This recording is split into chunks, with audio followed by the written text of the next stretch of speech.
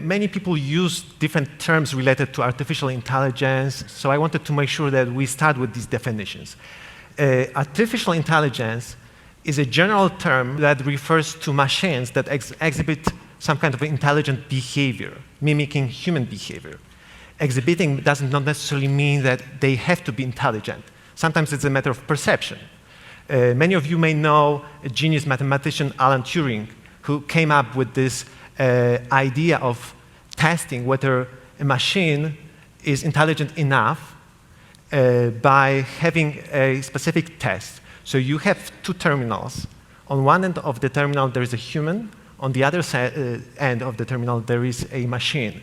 And there is an observer who's watching the interactions between the human and the machine when they type text and they have a conversation. And if this observer is not able to distinguish the human from the machine, then it is said that the machine has passed the Turing test and is truly intelligent. However, it doesn't mean that the machine needs to have any ability to adapt, to learn. It could be a set of predefined code. So this is why we're saying that artificial intelligence doesn't have to be necessarily adaptive. There is a specific set of algorithms that are, and these are called machine learning algorithms.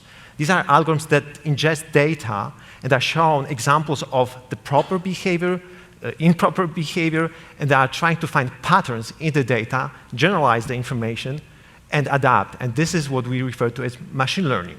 So machine learning is a specific subset of artificial intelligence and intelligence behaviors. Now, we have all heard about deep learning now, mostly because deep learning is providing algorithms that are now solving problems better than many other algorithms in terms of image classification, speech recognition, for example.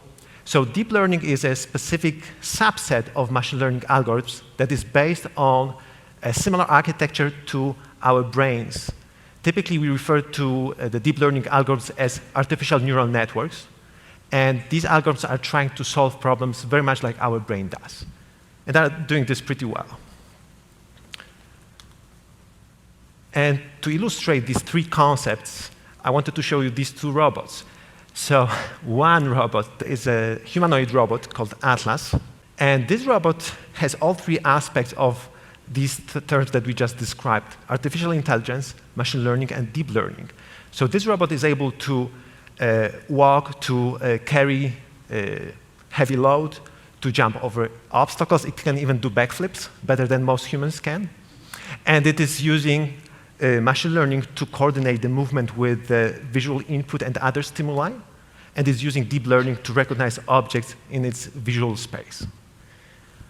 On the right-hand side, you see another robot, a very cute robot called Aibo by Sony. And in its first version, the robot didn't have any machine learning in it, and yet it made an appearance of being very intelligent, and people connected with it at a very high emotional level. And sometimes when the robot appeared to be sick, people really felt bad about this robot, and were trying to somehow take care of it. But in reality, there was a predefined set of definition. If, then, if nobody's paying attention, let me do something to draw attention, right? It was very simple. It was a simple code. There was no machine learning in it, yet the robot appeared very intelligent.